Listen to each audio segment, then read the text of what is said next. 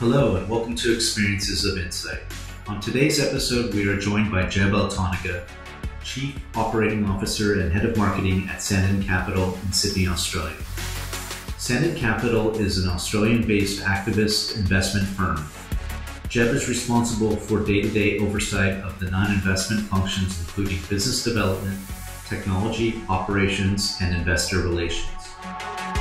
Prior to his work at Sandon Capital, Jeb was COO and Executive Director of an Asian-based hedge fund, where he was responsible for risk management, compliance, and fundraising. Jeb also worked at Northern Trust Hedge Fund Services, where he was a member of the regional management team and risk committee, and globally sat on the management and executive leadership team, as well as the hedge fund services risk committee. Prior to his experience at Northern Trust, Jeb worked in Chicago for the Citadel Investment Group, where he was responsible for all valuations, price verification, trading P&L, and risk sensitivity analytics. Jeb holds a Bachelor of Science in Business Administration from Cal State Los Angeles and a certificate in accounting from UCLA. Without further ado, we bring you Jeb Altonaga.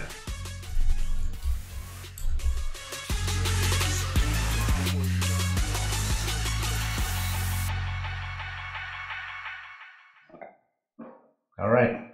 So I guess, sorry, I've been struggling. I've been walking around and pitching for the last 2 weeks, so my voice is starting to struggle. Hopefully, No you worries. can hear me clearly. You'll make me sound like Christina Aguilera if I sing like Britney Spears. Right.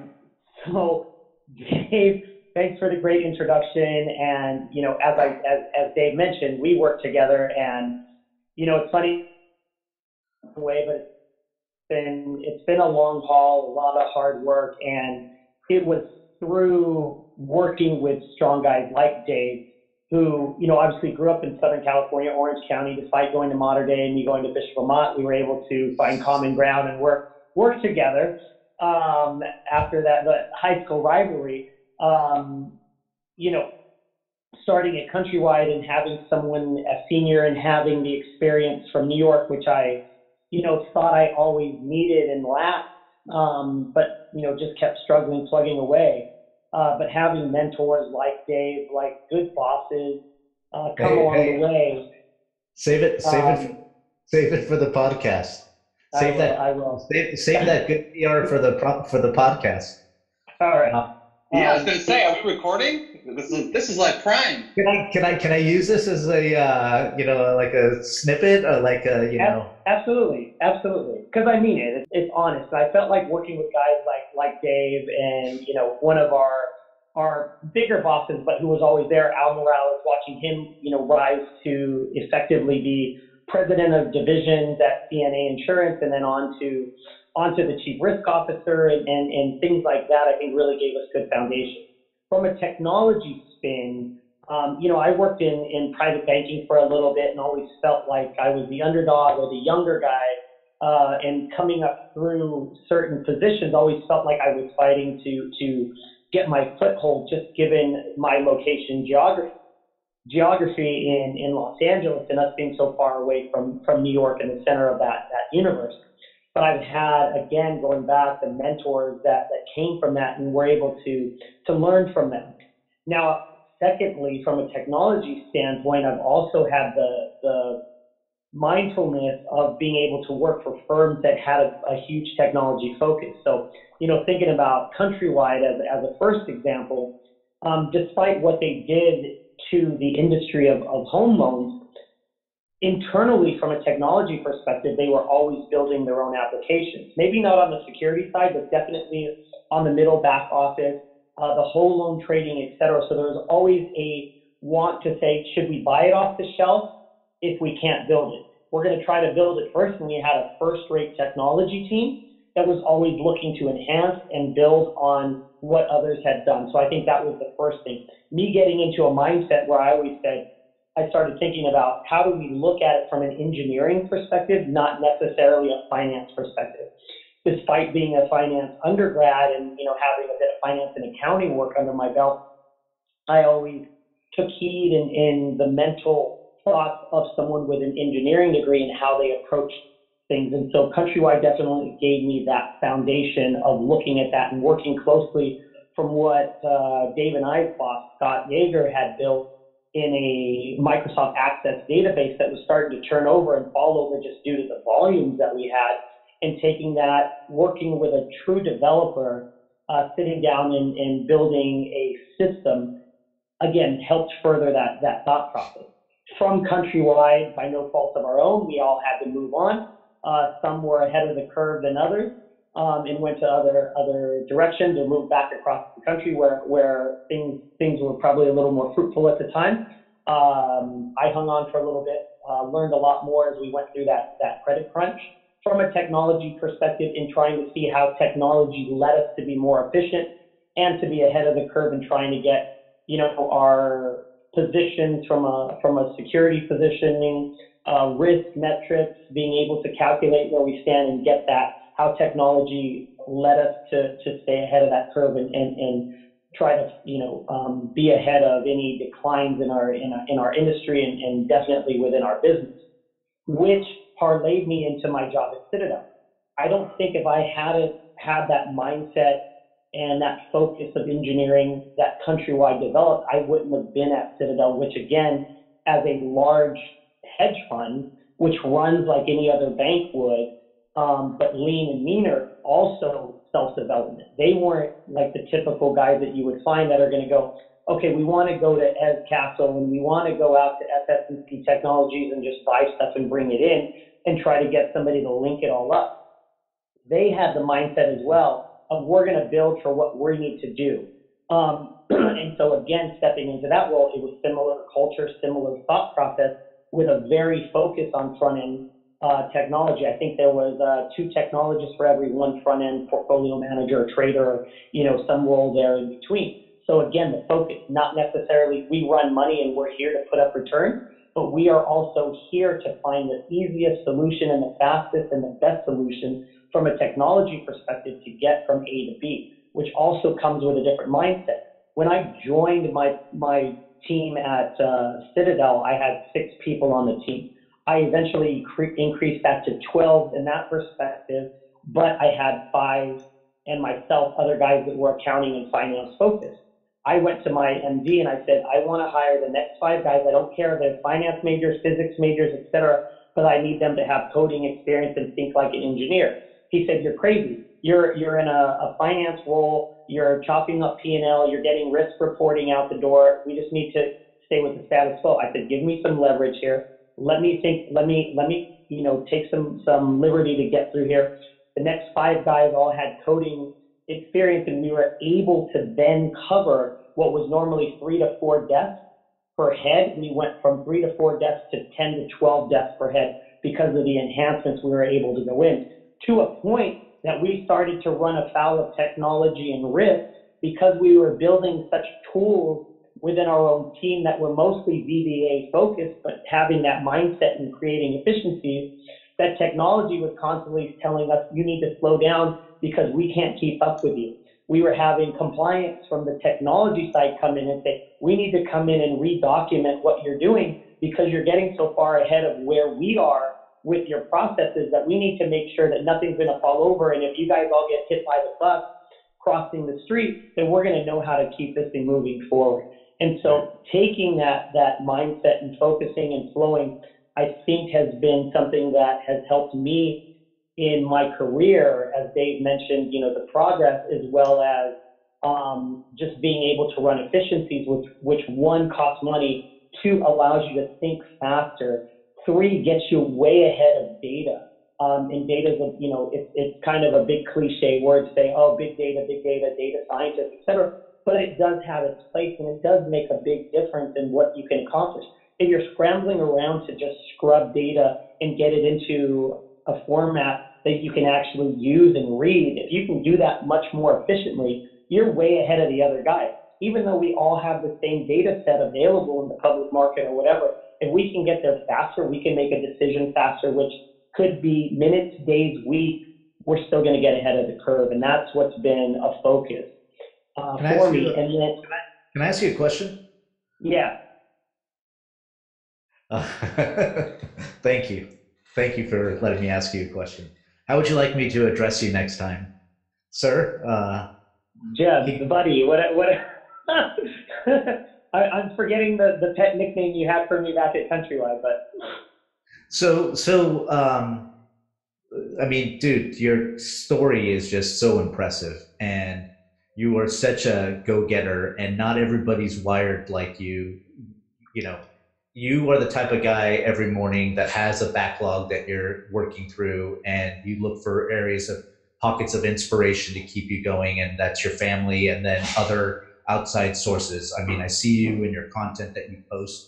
You're very encouraging. You have a very good vibe over the period of time that you've been working, and right now we're going through some of your Citadel experiences, and you talked about your early life lessons. How do you take feedback in, and how does that change the way you work? And also, have there been any moments that you want to share, like where you've, I don't want to say failed, but maybe like something that happened, or maybe you got some feedback from somebody that sticks with you to this day, and maybe when you're talking to other people, junior people, or like maybe you have mentors, or maybe you're talking to your boss at work, or that you want to impart on others. yeah, Tell us. no, definitely a great question, and I think it's really just I think there's a lot of success stories, much more greater success stories on Wall Street than me. And I'll just bring up like an obvious example, two that come to mind: Steve Schwartzman, Lloyd Blankfein. Very humble beginnings, coming from very middle class families, obviously in the right part of town, which helped. But it makes you hungrier. If you come, and I see friends now that, heads of some of the hedge funds we work with, et cetera, where the kids don't have to work as hard.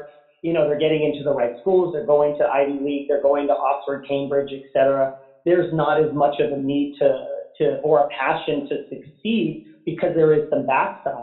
I didn't have those. So I think that's part of my opportunity. I had visuals into it from my father's side of the family, who I didn't really hang out with much because my dad and I only met each other maybe 3 times throughout my entire life.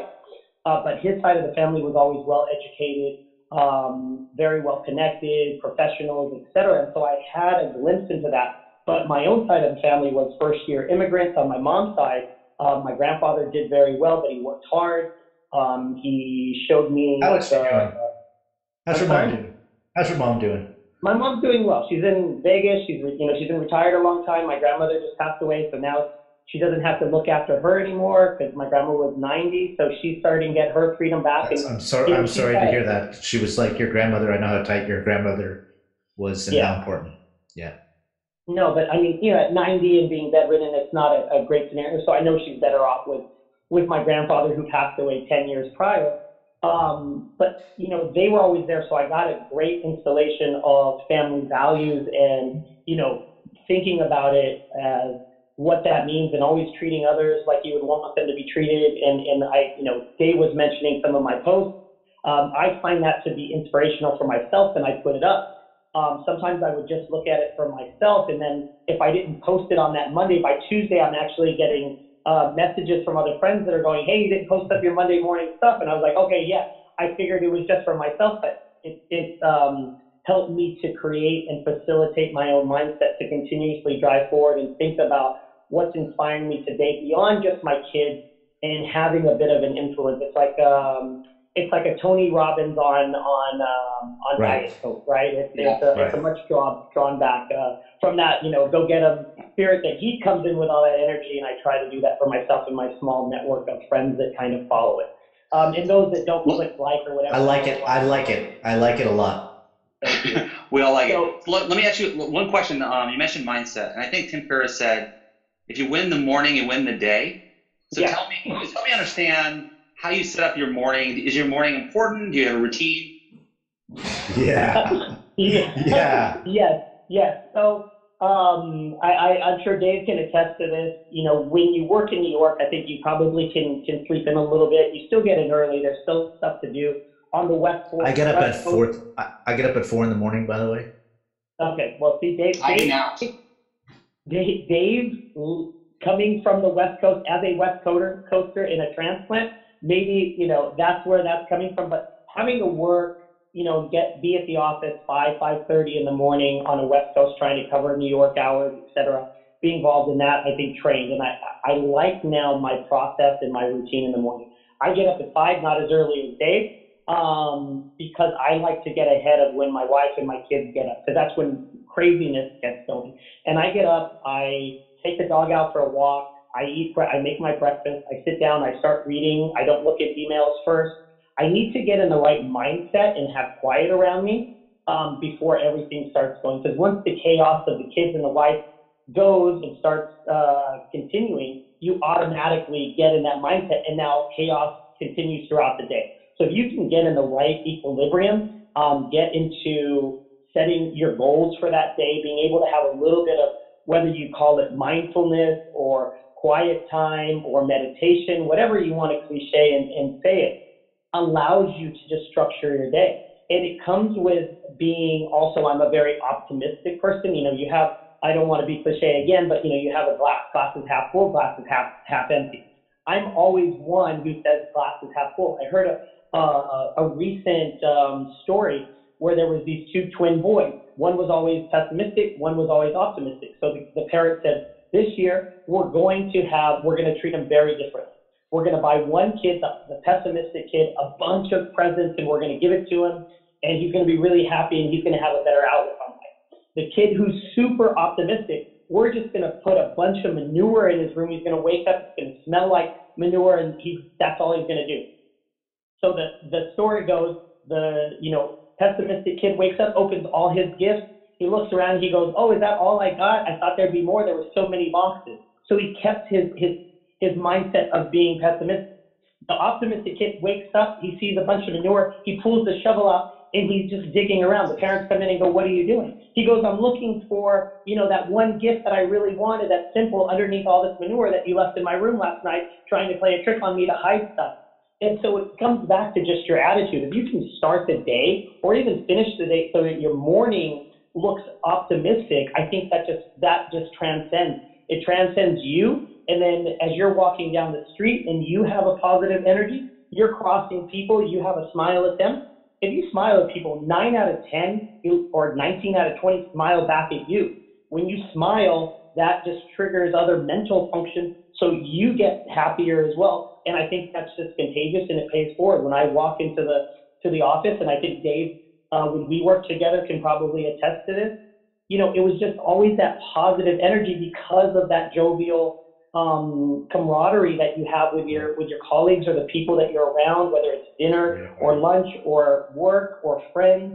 If you have that lightheartedness, it doesn't mean you're not serious and you're not getting work done, but it just allows it to be mentally more positive, and that's easier to get things accomplished, I think.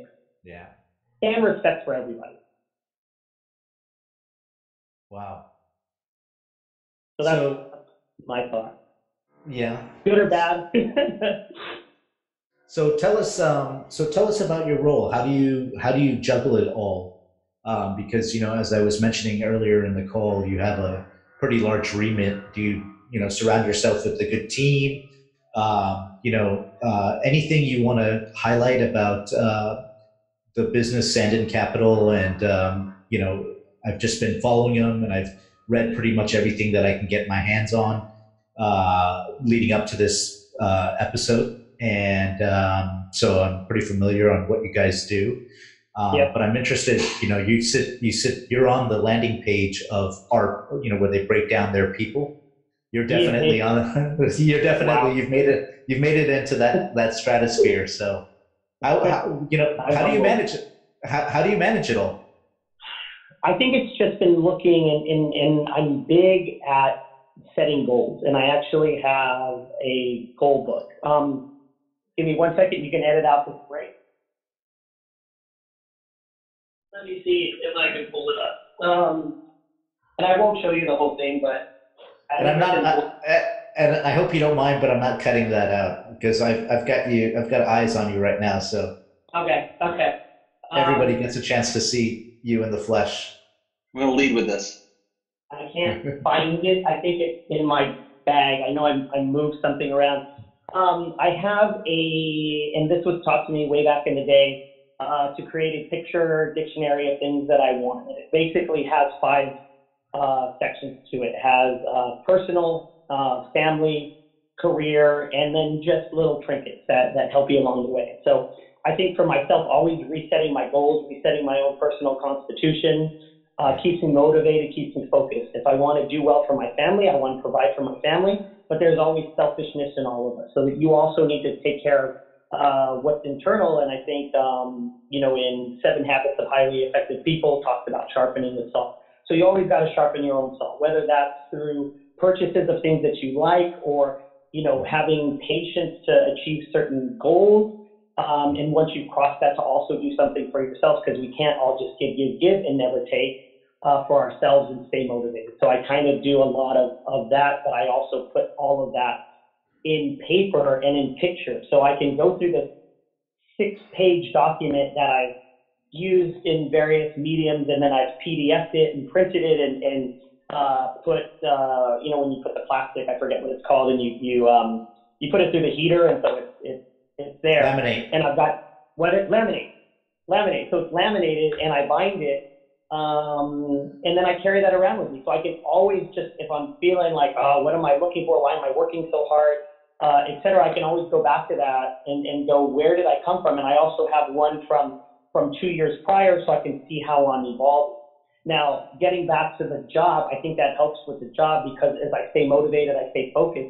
It helps me work harder. It helps me be efficient. I have a larger remit, even though that's just a function of me being at a small firm, right? With 6 people, we all have our own spoke on the wheel. And as you know, if there's only 6 spokes on the wheel and one spoke is broken, that wheel is going to be a little lopsided, right? It's going to not run as smooth. And so you can see that right away. In my remit, initially it's as the COO, and I've done this in a couple occasions. So when I spun out of Citadel and ran Northern Trust for Asia Pacific, I had various lines of businesses reporting to me, and I had to sometimes dive into those different lines. Some was sales, some was relationship management, some was middle office and product control, P&L reporting, some was fund accounting, and some was investor services. But I would have to always show good leadership. It didn't matter that by title I'm the manager. I don't think that matters whatsoever. It matters that you show good leadership, and a leader should never be able to, he might not have the technical capabilities, but he has to know how to organize and get his troops surrounded so that they can march toward the goal. And I've learned that. And I think Scott and Al Morales put that in us, where just always be able to work within different complex relationships and kind of get everybody on the same team. And so it goes back to building on that initial foundation that I learned from working with such good mentors, which is important. And today I need to have good mentors as well. So I'm always looking to people that have done what I've done, or I respect in a certain industry, whether it be tech, retail, et cetera. I'm agnostic. As long as you're a good leader and mentor and I can learn from you, and you can be older, younger, doesn't matter. I'm constantly trying to refill the bucket or whatever comes out of that book, right? And so that's been my focus, and it's been fruitful. And so I balance that in a day-to-day basis by not multitasking. I think that's inefficient. People tried to pride themselves on saying, hey, I can multitask, I can do this, I can do that. And I don't think you find efficiencies. I've been most efficient when I can say, I'm going to shut my email down for the next 2 hours, and I'm going to work on this task. And whether I put on a headset and whatever gets me in the zone to focus, people know I put up a little sign, don't bug me, whatever. If it's like you're at a churrascaria and you have a green light versus the red light, like no more meat versus yes, bring the meat on. Whatever works for you, you put the red light up, like don't mess with me for the next hour or two, or green light, bring all the meat on that I can take in the next hour. People can approach you, etc. I think that's helped. And so you stay focused and building a business. I've never been on the investment side, but I set up the infrastructure. I set up what we talked about early on, the infrastructure, getting that data very efficient into a certain path where it can be communicated and put forth where it's meaningful. It's not just raw data. And once you have that wheel turning with all the components of that wheel, so it runs smoothly, then my remit is to go out and meet with investors and raise capital for the fund. And I can only do that and have um, meaningful conversations because I was able to build an infrastructure that delivers data. I can get it on demand. It's efficient. Without that, if I'm struggling to get data, I've got to crunch stuff in Excel, pull it out of two systems. I'm handicapped. I'm slower than the next guy, and that's just not efficient. And that doesn't look well to people that want to look at us and are looking for reasons to not invest with us because they like the return profile. And I think that's held true through initially at Citadel, then moving into a much bigger role with Northern Trust as they sold the business that I was running, and then moving that back into a boutique space with Pinion Capital and being seeded by Bluepool, which was the family office of Jack Ma and Joe Tai out of Alibaba, and having close relationships with them, and then having to shut that business down just due to performance and market conditions, no fault of our own, but obviously a little bit, and learning from that, learning from all your failures. And I also think it's a combination of all this mindset, looking for efficiencies, looking on how to always improve process, et cetera. But you also have to have perseverance, grit, right? GRIT, important. Every time you fall down, if you don't get back up, you're not going to move forward. So every time somebody knocks you down, and I try to teach this to my kids now, because I think sometimes they do get a little spoiled, or people say, oh, we're going to knock you down, or everybody needs to be equal, and it's not that everybody's not equal, but sometimes it's not just about making sure everybody's nice, because there are going to be a few mean people, and as they knock you over, or you stumble, or you fail, or you learn from your mistakes, as long as you keep getting up, you're eventually going to get there. And I think that's what's been my process, at least my mindset, and the motivation and the goal book all helps bring that together. Let me ask you about Jeb, the human being. Where's your yardstick for success? What makes you feel accomplished? What makes me feel accomplished, I think, is I have a goal book, and that goal book is reliant on milestones, right? And so as I get through my to-do list, being patient and being able to tick off, certain milestones within my tasks that I have for myself, I go to my goal book. And whether that goal book is funding my, the university education that I'm assuming cost of X for them going to a normal state school, et cetera, could be a goal, right? So funding my daughter's education first, is she's 6 or going to be 6, and then moving on. We bought a house in Australia before we moved there, and it was more of an investment process. And now we just bought a 3-bedroom house because we needed something a little bigger. And so, we've moved on. I've hit some milestones, and we were able to move forward. And so that's what keeps the human side of me moving forward, making sure that I could do right for my family, making sure that I am also satisfied as a human being with my progress and what I'm accomplishing. And then just making sure that I give back. I have a passion for animal rights, as well as people that I don't think can defend themselves. Like, I'm not too worried about the normal human person, man or woman, that's in their 20s to 50 that can sustain their own, and it's due to laziness or whatever is why something might not be working. But where a child or an elderly person can't really fight the same fair fight as people in that demographic, or where a street dog or cat can't have the same fair shake, that's where I try to lend my extra time. And I think one of the goals that I have for myself, and that's once, maybe this new purchase is funded, it's going to be a long ways away. The kids are funded for their university education, and then you've given them a good footing. Is I'd like to go spend more time in Southeast Asia. So in Phuket, nice. They have a dog rescue called, oh God, it's eluding me, a soy dog, SOI-DOG. And I'd love to just spend 1 or 2 weeks a year there working with the dogs that are picked up on the street, that have been injured, hit by cars, slashed with machetes, whatever, and helping them. Sorry, I think I just did something. So Lee, even when I can recall, Jeb has had pugs. When I first met Jeb, he had a pug. And this sentiment about dogs and animal rights, not even rights, like, just that way of being so interested in ensuring that the conditions for all animals were there and without question, unconditionally. Yeah, I can say this is the same message he's communicated thousands of times over the years. He's really into this and feels very strongly about it. And not only that, I think I also opened up and become more compassionate through the years, particularly when I had kids. And I'm glad I had a girl first, because it's really also softened me and made me have a lot more empathy across the board for just everyone in humanity, as well as living in multiple countries and multiple cities across the States, and then, in Asia, and traveling extensively around Asia. And then now in Sydney, you really get a feel for a lot more of how the culture is and how other cultures are. And I think that just makes you a better human being. But I also joined an organization called Hedge Fund Care, HFC. And sometimes in New York, it's under the moniker Help for Children. It originally started here. So I'm a board member for HFC on the Asia chapter. And I'm also the chair of the allocations committee. And the remit is child abuse and child trafficking.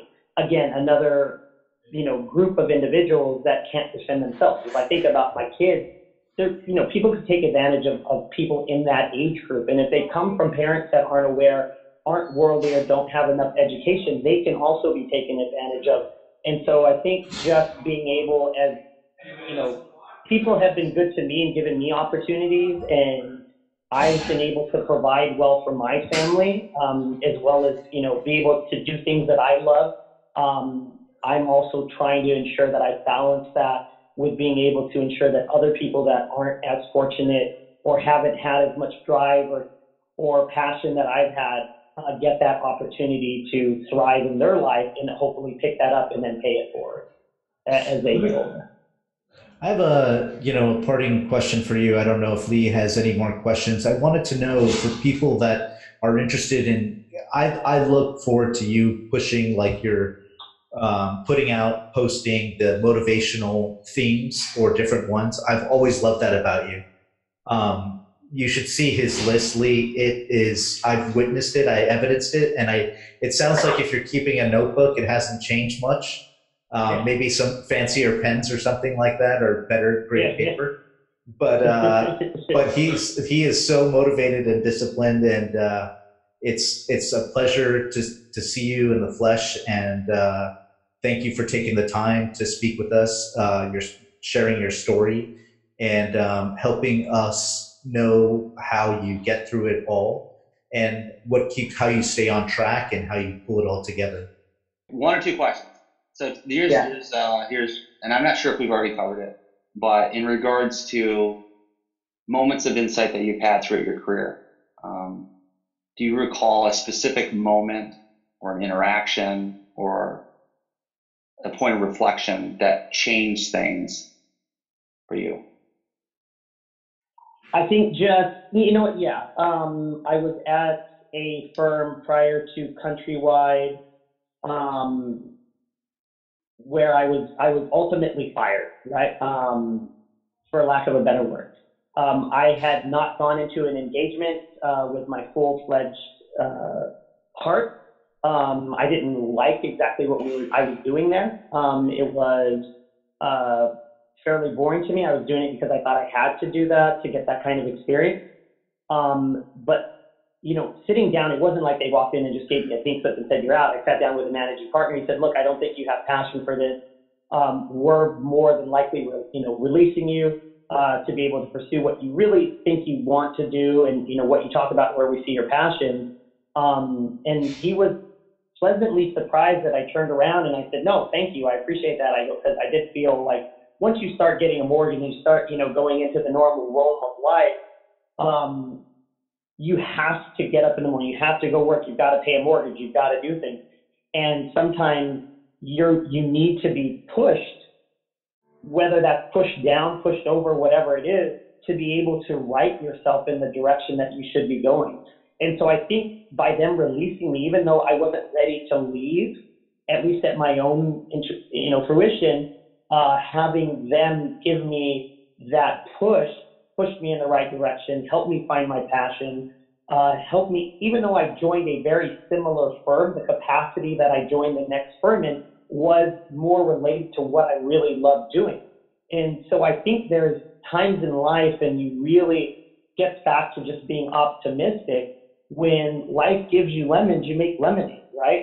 I think some of these old tales that get told by our parents and handed down still hold water. It's the attitude and it's the approach. And if you're always learning from your experiences, even if it's a fail, it's still a plus because you're learning something. And if you never turn off that learning switch, you're just always going to be better tomorrow. And you're always going to be closer to what you deem as success. And success is wide definition. It's what you feel successful doing. You could be in a 1-bedroom apartment for the rest of your life, but providing for others and making other people happy, et cetera, as a client, whatever it is. And that's successful. And you have your part in life. Some of my teachers, I go back to some of my teachers and I think about what they were trying to instill in us and their sacrifices that they made as teachers, dedicating their time away from their families, et cetera. And that to me, is just the epitome of what they felt was their own success. And so, making sure you define it, because I think a lot of people walk aimlessly through life because they think it's been prescribed for them. They think, I've got to go get a good job. I've got to go to university. I've got to get a corporate job, or I've got to, start a tech company, or I've got to do this. I've got to do that. You don't have to do anything except what makes you happy. And I think if you just walk through life and you actually find some direction, and you're either a visual person and you put it in pictures, or you write a notebook and you just write it and scribble it out, but you got to think about it. You've got to know. You can't. It's like walking into a meeting and not being prepared. It's like walking into a test and not having studied. You have to prepare for what you want in life, and you got to have direction on the way to get there. And that's for anything. It could be the simplest. It could be the most complex. It's what you define for yourself and making sure that you understand that for yourself. It's self-awareness in its simplest form, right? Just being self-aware of what you're capable of, where your strengths lie, and what makes you happy, and going after that. Thanks for reaching out, guys. I feel very humbled being able to do this. I hope I can contribute. And just thank you. I love what you guys are doing. Sounds good.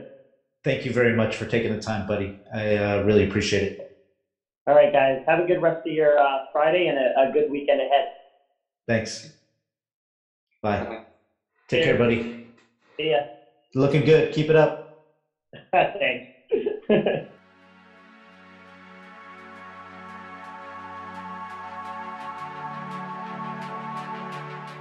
From the Experiences of Insight team, we'd like to thank you again for taking the time to join us.